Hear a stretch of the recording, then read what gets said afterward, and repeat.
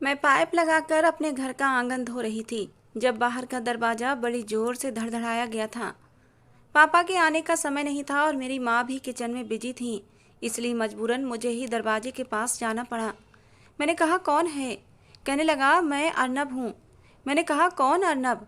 कहने लगा दरवाज़ा खोलो, बता देता हूँ कौन अर्नब। एक तो बंदा इतनी गर्मी में बस का सफ़र तय करके यहाँ पहुँचा है और मैडम है कि सवाल जवाब ही ख़त्म नहीं कर रही। वो बाहर से ही बोलना शुरू हो गया था, लेकिन फिर भी मैंने अब तक दरवाज़ा नहीं खोला था। कहने लगा सिया दरवाज़ा खोलो। उस अजनबी के मुंह से अपना नाम सुनकर मैं अचंभे में आ गई थी। मैंने फौरन दरवाज़ा खोला तो 6 फीट का लंबा ऊंचा खूबसूरत नौजवान बड़े गुस्से से मुझे घूर रहा था। शक्ल कुछ जानी पहचानी सी लग रही थी, लेकिन मुझे अब भी याद नहीं आ रहा था कि वो कौन है। हाथ में उसने एक बैग पकड़ा हुआ था। मुझे पीछे हटाया और अपने सामान के साथ अंदर दाखिल हो गया। मैंने कहा ये लड़के कहाँ घुसे चले आ रहे हो?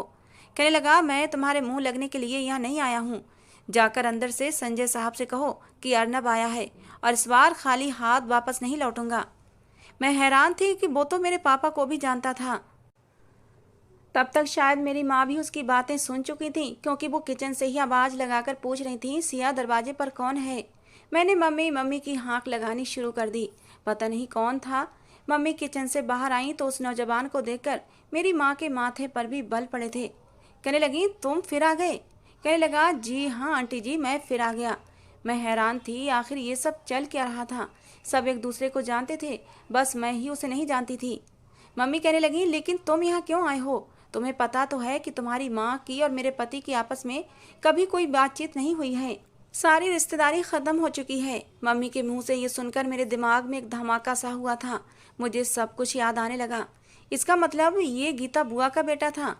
कुछ सालों से पापा और गीता बुआ का मनमुटाव चल रहा था, इसलिए इन लोगों का हमारे घर आना जाना नहीं था और ना ही इनकी औलादों का, बल्कि ये कहना ज़्यादा सही होगा कि इकलौती औलाद।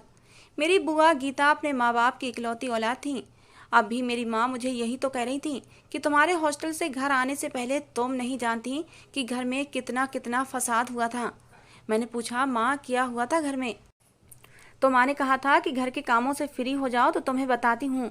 मैं अभी कुछ दिन पहले ही आई थी, मेरे पेपर चल रहे थे और मैं वहीं हॉस्टल में रहा करती थी। पढ़ाई पूरी करके घर आई तो माँ को घर की सफाइयों की चिंता सताने लगी थी। कहने लगी अब तू आ गई है तो मेरा हाथ बटा दे, जल्द से जल्द घर की सफाई करवा दे। मैं अकेली कुछ नहीं कर पाती और दिवाली भी आने वाली है। खैर घर की साफ सफाई में मैं घनचक्कर बन के रह गई थी। मैंने आखिरी बार अर्नब को उस समय देखा था जब वो छठी क्लास में पढ़ता था और उस समय मैं भी छठी क्लास में ही थी, क्योंकि बदकिस्मती से मैं और अर्नब एक ही दिन पैदा हुए थे। हमारी उम्र बराबर ही थी, लेकिन हमारी माँओं की आपस में कभी नहीं बनी थी और झगड़ा शायद सगे सौतेले का था। गीता बुआ दादा दादी की इकलौती औलाद थीं और मेरे पापा दादा दादी के गोद लिए हुए थे। उनका अपना कोई बेटा नहीं था, लेकिन दादा के एक बहुत अच्छे दोस्त थे, लेकिन गरीबी के मारे हुए थे। भगवान ने पैसा तो नहीं दिया था, लेकिन बच्चे खूब दिए थे। पापा के दोस्त के 3 बच्चे थे। गरीबी में खाने को पूरा नहीं पड़ता था और जब दादा के दोस्त की पत्नी ने चौथे बच्चे को जन्म दिया तो दादा के दोस्त और भी चिंता में आ गए, लेकिन मेरे दादा ने खुशी खुशी उस चौथे बच्चे को अपना लिया था, जो कि मेरे पापा थे। दादा के दोस्त ने भी अपना ये चौथा बच्चा खुशी खुशी मेरे दादा को दे दिया था। यूं मेरे दादा ने ही मेरे पापा को पाल पोस कर बड़ा किया था, उनकी परवरिश की थी, उन्हें शिक्षा भी दिलवाई थी, बिल्कुल अपनी सगी औलाद की तरह पाला था। लेकिन मेरी बुआ को बचपन से ही ये बात गवारा नहीं हुई थी कि कोई उनके प्यार में साझेदार बन जाए। मेरी बुआ हमेशा से ही मेरे पापा से चिढ़ा करती थी। खैर समय गुजरता गया और दोनों बच्चे बड़े हो गए थे, लेकिन बुआ की नफरत मेरे पापा के लिए कम नहीं हुई थी और वही नफरत फिर मेरी माँ के लिए भी उनके दिल में पनपने लगी थी। मैंने कभी अपनी बुआ को अपनी माँ के साथ प्यार से बात करते नहीं देखा था। हालांकि मेरे दादा ने कभी भी मेरे पापा में और बुआ में सगे सौतेले का व्यवहार नहीं रखा था। हर वक्त लड़ाई झगड़ा मेरे बुआ की और मेरे माँ के बीच चलते रहते थे। आए दिन बुआ हमारे घर आकर बैठ जाती, कहती मेरे बाप का घर है, जब जी चाहेगा आऊँगी, तुम कौन होती हो मुझे मना करने वाली। लेकिन मेरी माँ भी कम नहीं थी, साफ कह देती जिसे तुम अपने बाप का घर कहती हो, ये मेरे पति का भी घर है, जो तुम्हारे बाप ने मरने से पहले मेरे पति के नाम किया था। तुम्हारे हिस्से की जायदाद तुम्हारे नाम कर दी गई थी। अब तुम्हारा इस घर पर कोई हक नहीं है। बस लड़ाई झगड़े शुरू हो जाते और किचन की सारी छुरियां चाकू निकल आते थे। पापा मेरी माँ को खींचकर कमरे में ले जाते और लड़ाई बचाने की कोशिश करते थे। मेरे पापा ने कभी भी बुआ को गैर नहीं समझा था। इस लड़ाई के बीच हम दोनों बच्चे बैठे तमाशा देखा करते थे। मैं भी अपने माँ बाप की इकलौती थी और अर्नब भी अपने माँ बाप का इकलौता था। और फिर जल्दी ही बुआ के पति का ट्रांसफ़र दूसरे शहर में हो गया था। और उस दिन तो मेरी माँ ने गरीबों में खाना बांटा था, भगवान के सामने माथा टेका था कि बला से जान छूटी। खुशी से पूरा दिन चहकती फिरी थी अम्मा कि अच्छा हुआ उस गीता की बच्ची से जान छूट गई। भगवान करे वो कभी वापस ना आए, उस मनहूस की मुझे कभी भी शक्ल न देखना पड़ी। और फिर उसके बाद मैंने वाकई कभी बुआ की शक्ल नहीं देखी थी और ना ही उनके बेटे अर्नब की। और आज जब मेरी माँ ने अर्नब को देखा तो गुस्से से तेज तेज कदम उठाती हुई उसके सामने खड़ी हो गई। कहने लगी, ये लड़के निकलो घर से, खबरदार तुमने दोबारा यहाँ कदम भी रखा। वो किसी लड़ाका औरतों की तरह कमर पर हाथ रखकर कहने लगा, ऐसे कैसे आंटी जी, जब तक नाना के घर में मेरा हिस्सा है मैं यहाँ से कहीं नहीं जाऊँगा। बल्कि अब तो कुछ दिन बाद मेरी माँ भी यहाँ आने वाली हैं। मैं देखता हूँ आप हमें कैसे यहाँ से निकालते हैं। भले ही ये घर आपके पति के नाम मेरे नाना ने कर दिया था, लेकिन नाना ने अपनी वसीयत में ये कभी नहीं कहा कि इस घर से हम लोगों का हिस्सा ख़त्म कर दिया जाएगा। इसलिए इस घर पर हमारा भी बराबर का हक है। ये सुनकर मेरा जी चाहा अपना सर ही फोड़ लूं। मतलब बचपन वाली लड़ाई झगड़ा अब भी शुरू थे, ख़त्म नहीं हुए थे। मेरी माँ कहने लगी, आ जाए तुम्हारी माँ भी, लेकिन याद रखना इस घर से तुम लोगों को फूटी कौड़ी भी नहीं मिलेगी। वो कहने लगा, छोटा बच्चा नहीं हूँ अब मैं, बड़ा हो गया हूँ और लोगों से एक एक पैसा वसूल करना जानता हूँ। आखिर एलएलबी का इम्तिहान इसी साल पास किया है मैंने। मेरी माँ उसे हैरत से देखती रही। इतने में उसने अपना बैग उठाया और ऊपर की सीढ़ियाँ चढ़ने लगा। अम्मा कहने लगी, वहाँ कहाँ जा रहे हो? कहने लगा, आज के बाद ऊपर के पोर्शन में मैं रहूँगा और 2-4 दिन बाद मेरी माँ भी आ जाएंगी। ऊपर सिर्फ वो 2 ही कमरे थे, बाकी सारी छत थी। ये देखकर दूसरी नज़र जब मेरी उसके गंदे जूतों के निशानों पर पड़ी थी तो मैं गुस्से से लाल पीली हुई थी। मैंने कहा, अम्मा ये देखो इस लड़के के पाँव के जूतों के निशान, देखो सारा आंगन गंदा कर दिया है कमीने ने। वो सीढ़ियाँ चढ़ते चढ़ते रुका था, एक गुस्से भरी नज़र मुझ पर डाली और फिर से ऊपर चला गया। मैंने दोबारा से पूरा आंगन धोया था। आंगन मैंने शीशे की तरह चमकाया था कि तभी पापा भी आ गए। पापा के आने की देर थी कि मेरी माँ की कैंची जैसी जबान शुरू हो गई थी। कहने लगी, संजय निकालो अपने उस मुंह बोले भांजे को, पहली फुर्सत में बाहर निकालो, वरना मुझसे बुरा कोई नहीं होगा। पापा ने चश्मा उतार कर एक तरफ रखा और कहने लगे कि तुमसे बुरा कोई है भी नहीं। लेकिन ये बात उन्होंने बड़े ही धीमे शब्दों में कही थी।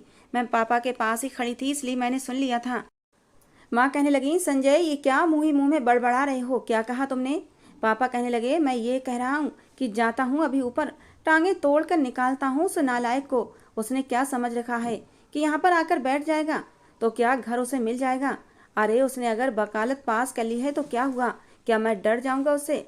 हाथ में चूड़ियाँ तो मैंने भी नहीं पहन रखी, अभी जाकर उसकी खातिरदारी करता हूँ। पापा ऊपर चले गए और कुछ देर तक बहस की आवाज़ें आती रहीं और फिर पापा मुंह लटकाए हुए नीचे आकर कहने लगे, मुझे नहीं लगता इस बार हमारी दाल गलने वाली है। अम्मा ने कहा, क्या मतलब? पापा कहने लगे, कोर्ट के ऑर्डर लाया है कमीना, जब तक तगड़ा वकील न करवा लो मुझे नहीं लगता कुछ होने वाला है। फिलहाल तो हम उसे ऊपर का पोर्शन खाली नहीं करवा सकते। अम्मा कहने लगी, 2-4 दिन में आपकी वो बहन भी आने वाली है। देखो संजय, मैं उसे एक सेकेंड भी अपने घर में बर्दाश्त नहीं करूँगी। खैर मेरे पापा ने तो हाथ खड़े कर दिए थे कि अभी उनके हाथ में कुछ नहीं है। मुझे उस अर्नब नामी लड़के से सख्त चिढ़ होने लगी थी, क्योंकि बचपन से उसकी माँ ने मेरी माँ का जीना हराम कर रखा था। और अभी वो छत पर खड़ा अपने दांतों को विरश करते हुए आंगन की तरफ ही देख रहा था। मैं आंगन में लगे एक तरफ पौधों को और क्यारियों को पानी दे रही थी। सुबह सुबह का समय था। पैंट के साथ बनियान पहने, गले में तौलिया डाले, हल्की हल्की शेव में दांतों में ब्रश करता हुआ वो मुझे वकील कम और मोहल्ले का गुंडा ज़्यादा लग रहा था। मैंने थोड़ा गुस्से से उसे देखा था कि उसी समय गुलाब का फूल हमारे आंगन में आकर गिरा था। मैं जानती थी वो फूल किसने फेंका है। वो गुलाब का फूल पैक था और उस पर एक चिट लगी हुई थी, जिसे देखकर मेरे चेहरे की मुस्कुराहट गहरी हुई थी। मैंने फौरन से वो फूल पकड़ लिया, लेकिन ऊपर से वो अर्नब का बच्चा मुझे ही देख रहा था और बार बार छत की मुडेर से बाहर की तरफ भी झांक रहा था कि वो फूल अंदर किसने फेंका। राहुल मेरी ही यूनिवर्सिटी में पढ़ता था, वहीं मेरी उससे मुलाकात हुई थी। उसने बताया कि वो भी मेरे ही मोहल्ले में रहता है, लेकिन कुछ दूरी पर रहता था, इसलिए हम एक दूसरे को पहले से नहीं जानते थे। यूं यूनिवर्सिटी से ही हमारी मोहब्बत का सिलसिला शुरू हुआ था। बस मुझे उसकी नौकरी लगने का इंतजार था। मैं उसकी मोहब्बत में पूरी तरह डूब चुकी थी, इसलिए रोजाना राहुल से बात करती थी। मेरे बार बार मना करने पर भी वो रोज गुलाब का एक फूल छोटे से खूबसूरत कार्ड के साथ मेरे आंगन में फेंका करता था, और उस कार्ड पर आई लव यू लिखा होता था। मैंने जब अर्नब की घूरती हुई नजरें खुद पर महसूस की, तो मैंने फौरन से वो गुलाब अपने पीछे छुपा लिया और अंदर चली गई। अगली सुबह चाय बनाते बनाते मैंने सोचा क्यों ना दोपहर के लिए सब्जियां काट कर रख दूं। अभी मैं चाय बना ही रही थी कि वो किचन में आ गया। उसे अपने किचन में देखकर मुझे उस पर गुस्सा आने लगा। मैंने कहा, तुम यहाँ क्या कर रहे हो? कहने लगा, ऊपर किचन नहीं बना, अंकल से कहो कि ऊपर किचन बनवा कर दें, वरना इस घर पर मेरा भी हक है और फिर किचन पर भी। खैर, मैं चाय बना चुकी थी। मम्मी और पापा मेरा नाश्ता करने से पहले ही कर चुके थे। मैंने अपने कप में चाय डाली। इससे पहले मैं चाय लेकर बाहर जाती, उसने मेरा कप उठा लिया और फौरन से चाय का कप अपने होठों पर भी लगा लिया। मैंने कहा, ये क्या किया तुमने? मेरी चाय वापस करो। किचन पर तुम्हारा हक है, हमारे खाने पीने की चीज़ों पर नहीं। कहने लगा, अच्छा सो सॉरी, ये लो। चाय का कप उसने दोबारा सेल्फ पर रख दिया। कहने लगा, लो पी लो, लेकिन ये तो मेरी झूठी है। मैंने कप वहीं पटक दिया और कहा, अब तुम ही पियो इसे। कहने लगा, thank you so much little girl. मैंने उसे घूर कर देखा था। मैंने कहा, छोटी नहीं हूँ मैं, तुम्हारे बराबर हूँ। कहने लगा, इतनी बड़ी भी नहीं हो। मैंने उंगली उठाकर उसे वार्न करते हुए कहा कि मेरे साथ ज़्यादा फ्री होने की कोशिश मत करो। कहने लगा, ठीक है, नहीं करता। अच्छा पहले ये बताओ, वो कौन था जिसने तुम्हें फूल फेंका था? ये सवाल उसने बड़े ही सीरियस अंदाज में किया था। पहले तो मैं कुछ घबराई थी, लेकिन फिर मैंने पूरे कॉन्फिडेंस के साथ कहा कि तुमसे मतलब, अपने काम से काम रखो। कहने लगा, अंकल को बता दूंगा। मैं जो किचन से बाहर जा रही थी, मेरे कदम उसकी बात पर रुक गए थे। मैंने पलट कर देखा तो वो बड़े मज़े से चाय पी रहा था। मैंने कहा, देखो ये मेरा पर्सनल मामला है। कहने लगा, मुझे मालूम है कि ये तुम्हारा पर्सनल मामला है, लेकिन मुझे लगता है कि अंकल को ये बात मालूम होना चाहिए कि उनकी बेटी क्या क्या गुल खिलाने के बारे में सोच रही है। मैं दिल ही दिल में डरी हुई थी। मैं जल्दी से उसके पास जाकर खड़ी हो गई। मैंने कहा, देखो वो बहुत अच्छा लड़का है, मुझसे बहुत मोहब्बत करता है। कहने लगा, अच्छा बताओ कौन है? मैंने कहा, मैं तुम्हें ज़्यादा नहीं बता सकती, बस कुछ ही दिन में वो मेरा रिश्ता लेकर आएगा। दीपावली के तुरंत बाद ही हमारी शादी भी हो जाएगी। अर्नब कहने लगा, वो लड़का जो दूसरों के घरों में गुलाब फेंक ओछी हरकतें करता है, वो कभी शादी के लिए सीरियस होगा? मैंने कहा, देखो ये तुम्हारी प्रॉब्लम नहीं है, तुम्हें अपना हिस्सा चाहिए ना, बस उसी पर फोकस करो, मेरी ज़िंदगी में दखलंदाजी मत करो। मैं ये कहकर बाहर जाने लगी।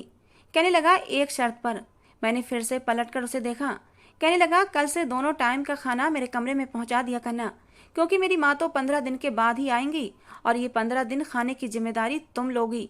अगर तुमने ऐसा नहीं किया तो मैं अंकल के सामने तुम्हारा राज खोल कर रख दूंगा। बोलो मंजूर है? मुझे उस पर इतना गुस्सा आया कि मेरा जी चाहा उसका गला ही दबा दूं। मैं उसकी नौकरानी थी क्या? लेकिन मेरी मजबूरी ये थी कि वो मेरा राज जान चुका था और मैं नहीं चाहती थी कि राहुल का रिश्ता आने से पहले वो राहुल के बारे में मेरे पापा के दिल में गलतफहमी पैदा कर दे, क्योंकि मेरे पापा बहुत ही तेज तर्रार आदमी थे। मैं तो चाहती थी कि सब कुछ अरेंज मैरिज की तरह हो जाए। मैंने कहा, अच्छा ठीक है, मैं तुम्हें दोपहर और रात का खाना छत पर दे दिया करूँगी, लेकिन देखो मेरी माँ को तुम बिल्कुल पसंद नहीं हो, इसलिए कोशिश करना कि उन्हें इस बात का पता ना चले। कहने लगा, ठीक है, तुम्हारे सारे राजों की तरह ये राज भी मेरे अंदर ही दफन रहेगा। अगले दिन मैं जल्दी ही उठ गई थी। अपना नाश्ता बनाने से पहले मैंने अर्नब के लिए नाश्ता बनाया था। मैंने सोचा जल्द से जल्द माँ के उठने से पहले ही उस कमीने अर्नब के लिए नाश्ता बनाकर उसके मुंह पर दे मारूं, फिर नीचे आकर ही मम्मी पापा के लिए और अपने लिए नाश्ता बनाऊंगी। मैंने जल्दी जल्दी से 2 पराठे बनाए। ऑमलेट बनाते हुए जानबूझकर मिर्ची तेज कर दी थी ताकि उसे मज़ा आ जाए। बड़ा शौक है उसे 15 दिन तक हमारे घर से मुफ्त का खाना खाने का। मैंने एक अंडे के ऑमलेट में 2 चम्मच मिर्च डाली थी, साथ ही 1 कप चाय बनाई। सब कुछ ट्रे में रखा और धीरे से बहुत ही सावधान अंदाज में ऊपर की सीढ़ियाँ चढ़कर ऊपर पहुँच गई थी। वो घोड़े गधे सब बेचकर सो रहा था। मैंने कमरे का दरवाज़ा खोला तो सामने ही सिंगल बेड पर बनियान पहने सो रहा था। पहले तो मैंने सोचा उसे हिला जुलाकर उठाती हूँ, लेकिन मुझे ये बात कुछ सही नहीं लगी थी। मैंने अर्नब अर्नब करके पुकारा भी, लेकिन वो नहीं उठा। मजबूरन उसके कान के पास जाकर मैंने जोर से उसका नाम पुकारा तो वो हड़बड़ाकर उठ बैठा। मैं फौरन से पीछे हटी थी। वो अपने कान में उंगली डालकर उसे हिलाने लगा। कहने लगा, इतनी बड़ी हो गई हो, तुम्हें तमीज नहीं कि किसी को कैसे जगाया जाता है। अगर मेरे कान का पर्दा फट जाता तो सोचा है क्या होता। भाई अभी अभी फ्यूचर का मशहूर वकील बनने वाला हूँ। अभी तो मैंने कोर्ट कचहरी में ठीक से अपने कदम भी नहीं जमाए और तुम चाहती हो मैं बहरा हो जाऊं। फिर भला मैं अपने केस की सुनवाई कैसे करूंगा। मैंने कहा, अगर इतना ही अपने कानों का ख्याल है तो आगे से खुद उठकर बैठना। मैं तुम्हारी नौकरानी नहीं हूँ और ना ही तुम्हारी पत्नी हूँ जो तुम्हें मोहब्बत और प्यार से जगाऊं, समझे। कहने लगा, इसमें कौन सी बड़ी बात है। पहला ऑप्शन तो ठीक नहीं है, लेकिन दूसरे के बारे में सोचा जा सकता है। उसकी ये बात सुनकर मैंने उसे खा जाने वाले अंदाज से घूरा था। वो हंसने लगा। कहने लगा, जाओ, तुम जैसी लड़की से मैं वैसे भी शादी नहीं करना चाहता जिसकी पसंद इतनी थर्ड क्लास हो। मैं गुस्से से नीचे आ गई। मम्मी पापा के लिए नाश्ता बनाया। नाश्ता करने के बाद मैं दोबारा से सोने के इरादे से लेट चुकी थी, क्योंकि अर्नब की वजह से मुझे सुबह सुबह जल्दी ही जागना पड़ा था। अब सबसे बड़ी प्रॉब्लम रात के खाने की थी। दोपहर का खाना तो वो बाहर से ही खाकर आता था, लेकिन रात के खाने का मैं क्या करती। सुबह तो चलो मम्मी पापा सो रहे होते थे तो मैं चुपके से उसे नाश्ता दे देती थी, लेकिन अब रात का खाना मैं उसके कमरे में कैसे पहुंचाती, क्योंकि मम्मी पापा देर रात तक ड्राइंग रूम में बैठे रहते थे और हमारे ड्राइंग रूम से होकर ही ऊपर की सीढ़ियाँ जाती थीं। खैर, इसी सोच विचार में मैंने रात का खाना बनाया था और टेबल पर लगा दिया। मैंने अर्नब की प्लेट पहले ही सजा कर रखी हुई थी कि जैसे ही मुझे मौका मिलेगा मैं ऊपर की सीढ़ियाँ चढ़कर प्लेट उसके कमरे में पहुंचा दूंगी। और जैसे ही मेरी माँ हाथ धोने वॉश बेसिन की तरफ गई थी, मैंने फौरन से प्लेट उठाई और सीढ़ियों की तरफ भागी थी और फटाफट उसके कमरे में पहुंच गई। मैंने देखा वो अपने कमरे में बैठा कमरे के दरवाजे की तरफ ही देख रहा था, जैसे उसे भी खाने का इंतजार हो। मुझे देखकर मुस्कुराने लगा। कहने लगा, कब से तुम्हारा इंतजार कर रहा था और तुम अब आई हो। मैंने उसे नज़रअंदाज करके ट्रे रखी और पलटने लगी, लेकिन उसने मेरा हाथ पकड़ लिया। कहने लगा, सुबह का ऑमलेट बिल्कुल तुमने अपने जैसा ही बनाया था, एकदम तीखा। देखो, मैं गरीब सा आदमी हूँ, इसलिए तुम जैसी लड़की के मिजाज जैसा तीखा ऑमलेट हजम नहीं कर सकता। अगर आइंदा ऑमलेट अच्छा नहीं बनाया तो अंकल के पास जाकर सब कुछ बता दूंगा, बल्कि 2-4 बातें अपनी तरफ से भी लगाऊंगा। मैंने उसे गुस्से से घूर कर देखा था। मैंने कहा, अच्छा पापा को कुछ मत बताना, आगे से ऑमलेट अच्छा बनाऊंगी। ये कहते हुए मैं जल्दी से नीचे उतरी थी। फिर मेरे रोज का यही रूटीन था, जल्दी जल्दी अम्मा की आंख बचाकर उसे नाश्ता देना और फिर रात को सबसे बचाकर उसके कमरे में खाना लेकर जाना। खैर, 15 दिन के बाद मेरी बुआ भी आ गई थी। फिर तो एक बवाल था जो घर में मच चुका था, क्योंकि बुआ हमारे ही किचन में अपने लिए अलग से खाना बनाने लगी थीं। और जब खाना बनाने का समय होता, मेरी माँ जानबूझकर किचन में आ जाती और किसी न किसी चीज़ पर उन दोनों में बहस होने लगती थी और वो बहस लड़ाई में बदल जाती।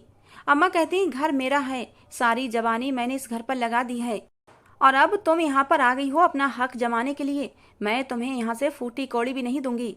बुआ कहने लगती, मेरे बाप का घर है, तुम्हारे पति का घर नहीं है जो तुम्हारा राज चलेगा। मेरे बाप को तो तुम्हारे पति ने और तुमने अपनी मुट्ठी में कर लिया था, लेकिन मैं अपने हिस्से का हक नहीं छोड़ूंगी। मेरे बाप ने वसीयत में साफ लिखा था कि घर पर मेरा भी हक है। और माँ को इसी बात पर गुस्सा आ गया। कहने लगी, लेकिन तुम्हारे हिस्से की जायदाद तुम्हारे बाप ने तुम्हारे नाम कर दी थी। इस घर पर तुम्हारा हक सिर्फ इतना है कि तुम यहाँ आओ, कुछ दिन रहो और फिर यहाँ से चली जाओ। इसके बांटने के बारे में सोचना भी मत। लेकिन बुआ इस बात को मानने से इनकारी थीं। कहने लगी, मेरा बेटा वकील है, मैं सब कुछ ले लूंगी। ये सुनकर मेरी माँ को और भी गुस्सा आ जाता। मैं माँ से बार बार कहती, आप बाहर जाएं, क्यों उलझ रही हैं। अम्मा कहने लगती, ये आई ही इसलिए है, इससे मेरा सुकून बर्दाश्त ही नहीं होता। बुआ कहने लगी, इस घर को बेचो, मेरा हिस्सा मुझे दो, मैं तुम्हारी ये मनहूस शक्ल दोबारा नहीं देखूंगी। उस दिन जब झगड़ा हद से बढ़ा तो अर्नब नीचे आ गया था। अपनी माँ को दोनों हाथों से जकड़कर ऊपर की तरफ ले जाने लगा। मेरी माँ भी कहने लगी, हाँ हाँ, लेकर जाओ इसे यहाँ से, ऐसा ना हो कहीं मेरे हाथों कुछ गलत हो जाए। ये सुनना था कि मेरी बुआ को भी गुस्सा आने लगा। कहने लगी, तुम मेरे साथ कुछ गलत करोगी तो क्या मैं छोड़ दूंगी तुम्हें। मेरे पापा मेरी माँ को कमरे में ले जाने लगे। उनकी तू तू में सारा खाना चूल्हे पर रखे रखे जल चुका था। मेरा तो मूड ही खराब हो गया था। उस रात बिना खाना खाए ही हम लोगों को सोना पड़ा था। पापा भी परेशान हो गए थे। कहने लगे, सोच रहा हूँ घर को बेच देता हूँ, ये घर तो फसाद की जड़ बना हुआ है। मेरी माँ भी गुस्से में आ गई। कहने लगी, घर बेचने की बात भी मत करना, अपने जीते जी मैं उस चुड़ैल को इस घर में से एक फूटी कौड़ी भी नहीं देने वाली। इन रोज रोज के झगड़ों से मेरे लिए हैरान कर देने वाली बात सिर्फ ये थी कि अर्नब का व्यवहार कुछ बदल चुका था। जब से वो आया था उसका इरादा ऐसा ही कुछ था, लड़ने झगड़ने का, अपना हिस्सा लेने का। लेकिन अब वो अपनी माँ को लड़ाई झगड़े से मना करता था। और फिर कुछ ही दिन बाद मेरे लिए एक रिश्ता आया था। मेरी माँ की एक जानने वाली थी, वो अपने बेटे का रिश्ता मेरे लिए लेकर आई थी, जो कि 10वीं क्लास भी पास नहीं था, आवारा लड़कों के साथ फिरता रहता था। ये देखकर मेरे पापा भी परेशान हुए थे। बुआ ने जब ये सब बातें सुनी तो छत पर खड़े खड़े हंसने लगी, ऊपर से ही ताने मारने लगी कि जिस तरह की परवरिश तुमने अपनी बेटी को दी है उसके लिए ऐसे ही आवारा लड़कों के रिश्ते आएंगे। अब कोई वकील थोड़ी बिहाने आएगा तुम्हारी बेटी को। अच्छा है इस 10वीं फेल लड़के के साथ अपनी बेटी को चलता करो, नहीं तो इसे भी गए गुजरे रिश्ते आएंगे। जैसी आवारा तुम्हारी बेटी है ऐसा ही दामाद भी तुम्हें मिलेगा। ये सुनना था कि मेरे पापा का पारा हाई हुआ था, अर्नब भी आ गया था। अपनी माँ को कहने लगा, माँ आप ये कैसी बातें कर रही हैं, कुछ तो शर्म करें। भले ही वो आपकी सगी भतीजी नहीं है, लेकिन नाना जी ने उसे अपनी सगी पोती ही माना है, और वो ऐसी नहीं है। बुआ कहने लगी, तू क्यों उसकी तरफदारी कर रहा है, चुप रहे।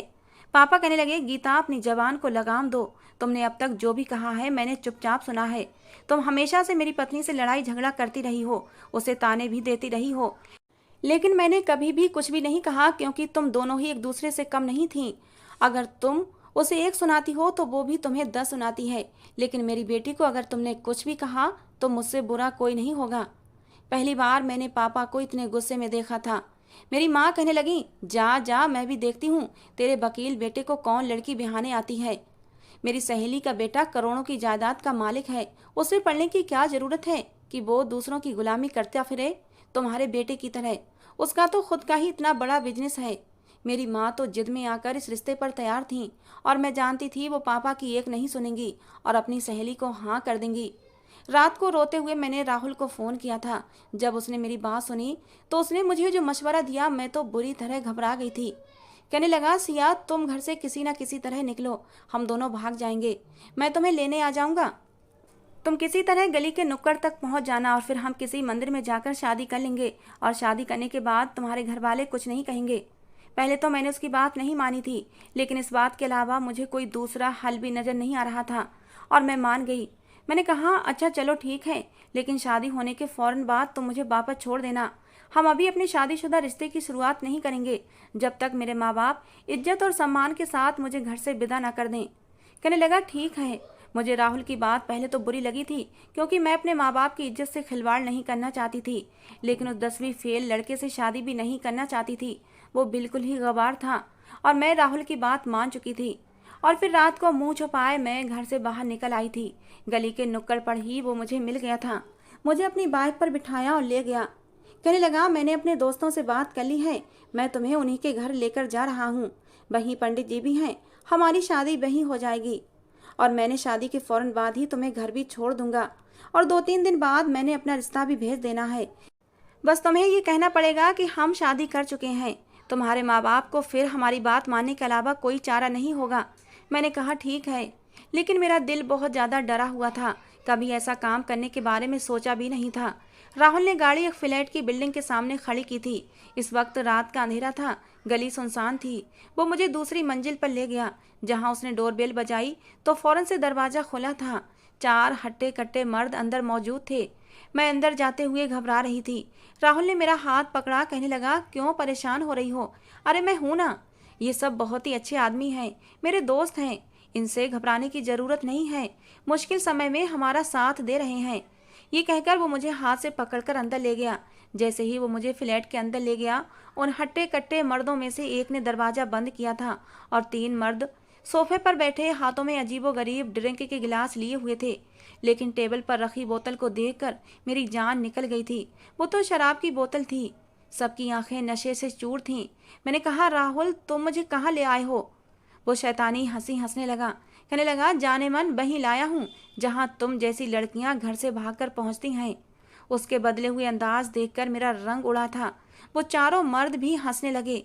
उनमें से एक मेरे पास आकर अपने हाथ में पकड़ा गिलास मेरे लबों पर लगाने लगा। मैं फौरन से पीछे हट गई। मैंने कहा, दूर रहो मुझसे। वो हंसने लगा, कहने लगा, आज तुम्हें हमसे कोई भी बचा नहीं सकता। फिर एक मर्द कहने लगा, राहुल क्या चीज़ लाया है तू? तुझे मैं इस लड़की की डबल कीमत दूंगा, लेकिन शर्त वही है, इसे पहली बार मैं अपने कमरे में लेकर जाऊंगा। ये सुनकर तो मुझे ऐसा लगा कि अभी जमीन पर गिरकर बेहोश हो जाऊंगी। मैं रोने लगी थी। अपनी बेवकूफ़ी पर रोना आ रहा था। मैंने अपने लिए ये रास्ता खुद ही चुना था। मैंने कैसे ये समझ लिया कि वो अजनबी लड़का मुझे इज्जत देगा या मुझसे शादी करेगा, जिसने आज तक कभी अपना रिश्ता भी नहीं भेजा था। मुझे अपनी ज़िंदगी बर्बाद होती दिख रही थी। राहुल कहने लगा, 2 लाख लूँगा, क्योंकि ये अभी तक अनछुई लड़की है। जानता है ना, पहली बार ये तेरे साथ ही वक्त गुजारने वाली है। मैंने कहा, राहुल भगवान के लिए मुझे यहाँ से जाने दो। मैं एक शरीफ घराने की लड़की हूँ। मेरा बाप तो सदमे से ही मर जाएगा। कहने लगा, ये तो तुम्हें घर से भागने से पहले सोचना चाहिए था ना। जाने जिगर, और वैसे भी मैंने कौन सा तुम्हें घर छोड़कर आना है। तुम रात भर हमारा दिल बहलाओगी और सुबह मैं तुम्हें कोठे पर छोड़ दूंगा। तुम्हारी बाकी की जिंदगी अब मर्दों का दिल बहलाते हुए ही गुजरेगी। मैंने तो जमुना बाई से बात तक कर ली है। पूरे 10 लाख में सौदा किया है मैंने तुम्हारा। ये कहकर उसने मेरा हाथ पकड़ा और उस मर्द की तरफ मुझे धक्का दिया था। मैं लड़खड़ाती हुई उस घटिया आदमी की गोद में जाकर गिरी थी। सबके सामने उसने मेरा दुपट्टा उतार कर फेंका था। मैं रोने लगी। वो कहने लगा, आज की रात तो मजा ही आ जाएगा। इससे पहले वो मुझे खींचकर कमरे में ले जाता। मेन दरवाजा बुरी तरह धड़धड़ाया गया था। वो सब चौंक उठे। एक ने बाहर झांक कर देखा तो कहने लगा, अरे मारे गए, सामने तो पुलिस ऑफिसर खड़ा है। इस पुलिस वाले को कैसे खबर हो गई? मेरा तो सांस बहाल हुआ था। दिल ही दिल में भगवान का धन्यवाद किया था। दूसरा कहने लगा, घबराओ नहीं, सबसे पहला मौका पुलिस वाले को दे देते हैं।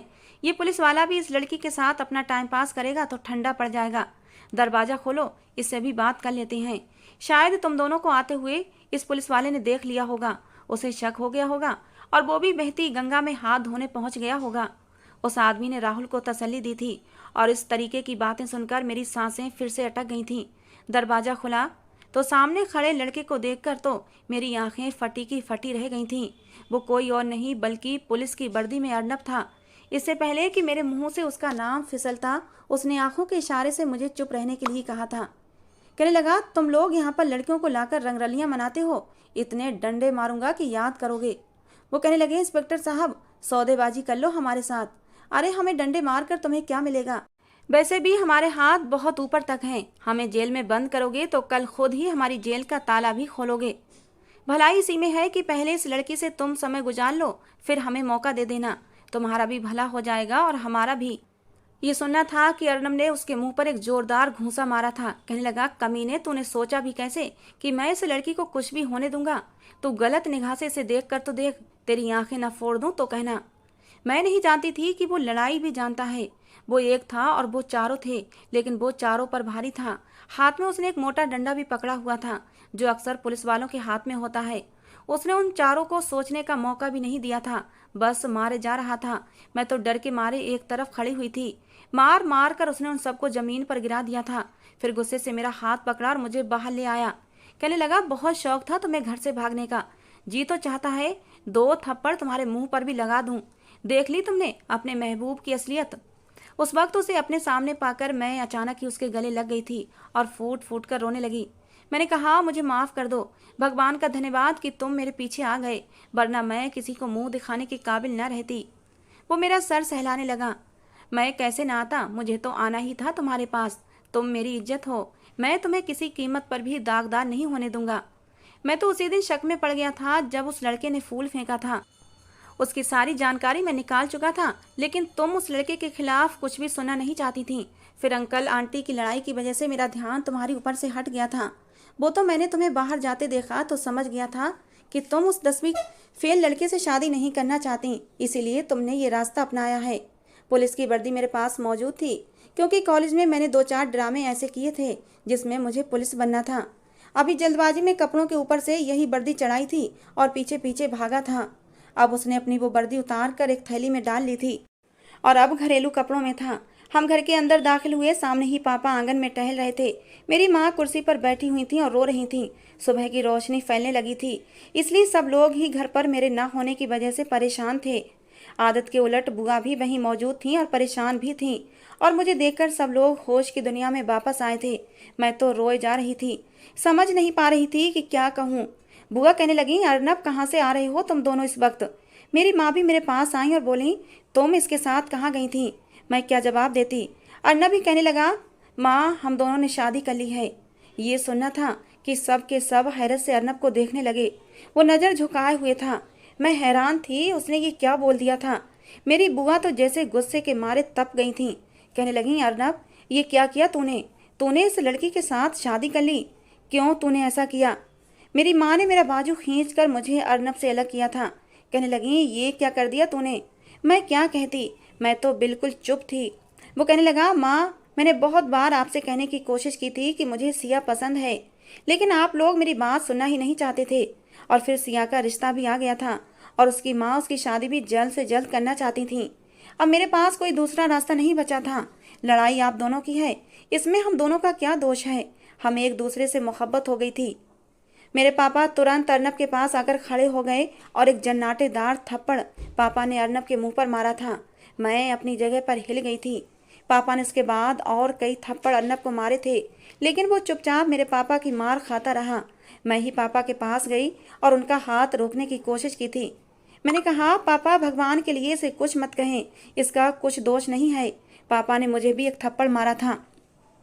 कहने लगे, तुझे शर्म नहीं आई तुम दोनों को ये काम करते हुए? इससे पहले पापा मेरे मुंह पर दूसरा थप्पड़ मारते। अर्नब ने पापा का हाथ पकड़ लिया। कहने लगा, अंकल जो कुछ कहना है मुझे कहें, मारना है तो मुझे मार भी लें, क्योंकि मैंने ही सिया को अपने साथ ले जाने के लिए मजबूर किया था।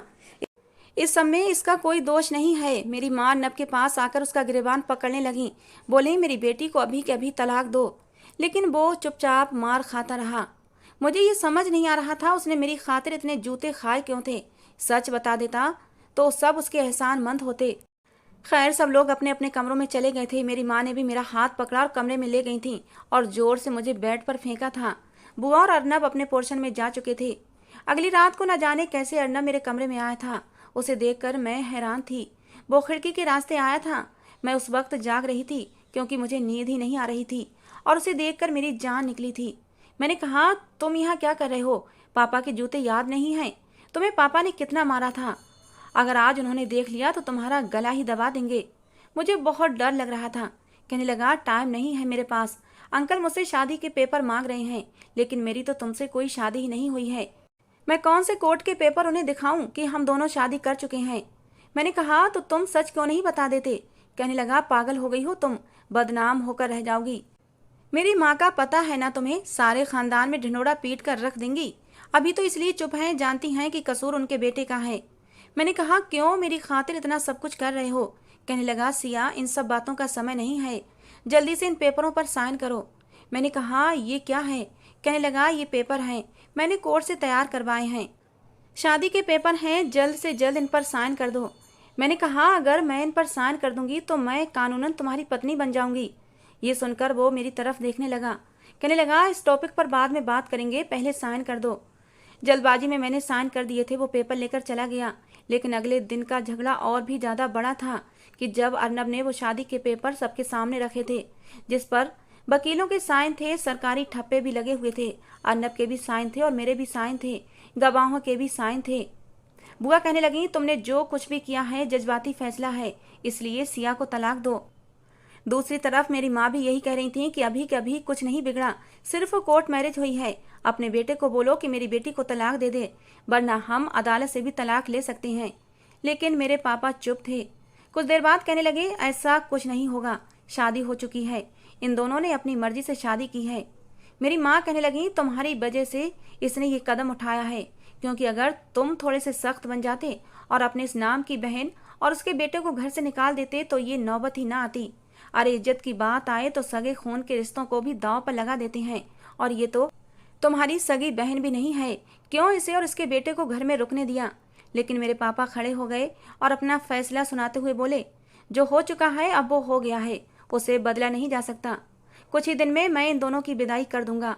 ये सुनना था कि मैंने हैरत से अर्नब की तरफ देखा था। मेरी माँ गुस्से से कमरे में चली गई। बुआ नहीं गई थी, बार बार खा जाने वाली नजरों से अर्नब को घूर रही थी। कहने लगी, मैंने तुम्हें इसलिए भेजा था कि तुम अपने हिस्से की जायदाद पर निगरानी करने के बजाय दुश्मन की बेटी पर नजर रखो और मोहब्बत की पैंगे बढ़ाते रहो। वो कहने लगा, माँ जो हो गया सो हो गया, अब आप विदाई की तैयारी करें। ये कहना था कि उन्होंने अर्नब का कान खींचा था। कहने लगी, एक पाई भी नहीं लगाऊंगी तेरी शादी पर। कुछ दिन बाद दिवाली भी आ गई थी और कुछ मेहमानों की मौजूदगी में मेरी विदाई दिवाली के कुछ दिन बाद कर दी गई थी। मैं हैरान परेशान थी कि अब क्या होगा। मैं इस शादी को नहीं मानती थी और ना ही मुझे अर्नब से कोई तूफानी मोहब्बत थी। ये तो बस मेरे बचने का एक बहाना था। मैं उसके कमरे में दुल्हन बनी बैठी हुई थी। जब वो कमरे में आया तो मैं एकदम से खड़ी हो गई थी। उसने दरवाज़ा बंद किया और कुंडी भी लगाई। मैं जल्दी से उसके पास गई। मैंने कहा, अर्नब अब आगे क्या करना है? मैं ये पूछना चाह रही थी कि अब तक जो ड्रामा उसने रचा है उसके आगे अब वो क्या करेगा। कहने लगा, तुम्हें नहीं पता कि आगे क्या करना है? मैंने ना में सिर हिला दिया तो वो अपनी हंसी दबाने लगा। मेरा हाथ पकड़कर मुझे बेड पर बिठा दिया। कहने लगा, देखो सबसे पहले ना तुम्हें शर्माना पड़ेगा। ये कहकर उसने मेरे दुपट्टे से थोड़ा सा घूंघट निकाल दिया था। मैं हैरत से उसे देख रही थी। कहने लगा, फिर मैं तुम्हारा हाथ पकड़ लूंगा। मेरा हाथ पकड़कर उसने कहा था और दूसरे हाथ से अंगूठी निकाल कर मुझे अंगूठी पहनाते हुए कहने लगा, फिर मैं तुम्हें अंगूठी पहना दूंगा और फिर तुम्हारी तारीफें करूंगा। मैंने फौरन से उसका हाथ पीछे किया था। मैंने कहा, तमीज में रहो, मैं तुमसे ये सब कुछ नहीं पूछ रही। कहने लगा, अभी अभी तो पूछ रही थी कि अब आगे क्या करना है। भाई शादी हुई है हमारी, शादी के बाद पति पत्नी ऐसा ही करते हैं। और फिर आज तो हमारी शादी की पहली रात है, तो शादी की पहली रात जो जो होता है वो मैं तुम्हें सब कुछ करके बताऊंगा और ये कोई अनोखा काम नहीं है जो मैं तुम्हारे साथ। मैंने कहा, अर्नब मैं मजाक के मूड में नहीं हूँ, ये शादी बस एक हादसा है। तुमने कहा था कि अभी पेपरों पर साइन कर दो, बात की बाद में देखी जाएगी। कहने लगा, सिया क्या मैं तुम्हें बुरा लगता हूँ? अच्छा नहीं लगता? मैंने कहा, मैंने तुम्हारे बारे में कभी ऐसा नहीं सोचा। कहने लगा, राहुल के बारे में सोचा था, क्या वो अच्छा था? क्या अभी तुम्हारे दिल में राहुल है? मैंने कहा, नहीं मुझे उससे नफरत है। कहने लगा, तो फिर क्या कोई और है? क्या वही 10वीं फेल लड़का तुम्हें पसंद है? मैंने कहा, नहीं वो भी पसंद नहीं। तो कहने लगा, सिया फिर प्रॉब्लम क्या है? जब तुम्हें वो दोनों ही पसंद नहीं तो मैं पसंद क्यों नहीं आ सकता? उसकी बात सुनकर मैं चुप सी हो गई थी। कहने लगा, मैं यहाँ पर आया तो घर पर कब्जा करने के लिए था, लेकिन मेरा दिल तुम्हारे कब्जे में होने लगा था। पता ही नहीं चला कि कब तुम मेरे दिल में घर कर गई थी। थोड़ी सी बेवकूफ़ जरूर हो लेकिन कोई बात नहीं, इट्स ओके, मैं मैनेज कर लूँगा। मैंने उसे घूर कर देखा था तो वो हंसने लगा। मेरी नाक पकड़कर दबाई और कहने लगा, पागल लड़की, तुम्हारी खातिर इतने जूते मैंने यूं ही नहीं खाए थे। क्या कोई खाता है इतने जूते? अरे जूते वही खाता है जो मोहब्बत करता है। मैं नहीं चाहता था तुम्हारी हकीकत किसी को पता चले और तुम्हारी इज्जत पर दाग भी आए, इसलिए खुद ही बुरा बन गया था। और ये मेरी मोहब्बत ही तो थी। क्या तुम्हें मेरी मोहब्बत का कोई और भी सबूत चाहिए? ये कहकर उसने मेरा हाथ पकड़ लिया था और अपने होठों पर लगा लिया।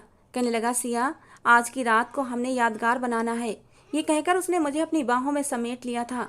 उसकी बाहों में जाते ही अब मैं सच में शर्मा गई थी और शर्माते हुए मैंने अपना सर उसके सीने से टिका दिया था। वही मेरा सच्चा हमसफ़र था जो मुझे इज्जत प्यार दोनों दे सकता था। जिंदगी में अब खुशियों के रंग बिखरने वाले थे। दोस्तों कहानी कैसी लगी जरूर बताना, पसंद आई हो तो प्लीज़ लाइक करना। रोज़ एक नई कहानी सुनने के लिए हमारे चैनल को भी सब्सक्राइब करना। मिलते हैं दोस्तों अगली किसी नई कहानी के साथ।